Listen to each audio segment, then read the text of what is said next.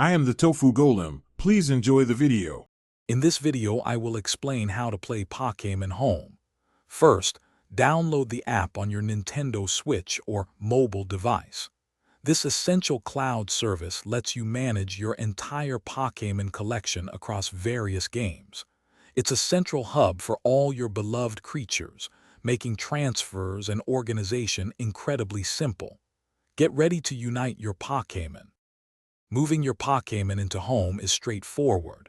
For Nintendo Switch games, simply access the Home app on your console and select the game. If you're bringing Pokémon from older Nintendo 3DS titles, you'll use the mobile version of Pokémon Home. Remember, certain transfers, especially from older generations, might require a premium plan for full functionality. Pokémon Home offers many features beyond just storage.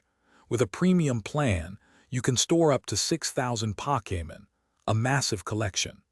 You can also trade Pokémon with players worldwide using the Wonder Box or the Global Trade System, known as GTS.